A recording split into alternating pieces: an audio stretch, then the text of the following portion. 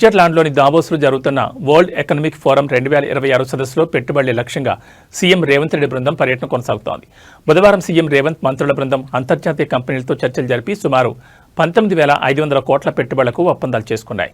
రష్మి గ్రూప్తో 12,500 కోట్ల పెట్టుబడులకు ఒప్పందం కుదరగా దీని ద్వారా స్టీల్ తదితర పరిశ్రమల్లో దాదాపు 12,000 ఉద్యోగ అవకాశాలు కలగనున్నాయి. అలాగే అమెరికాకు చెందిన సర్గట్ కంపెనీతో 1,000 కోట్ల పెట్టుబడితో ఏవియేషన్ ఎంఆర్ఓ కేంద్రం ఏర్పాటు చేసేందుకు ఒప్పందం జరిగింది.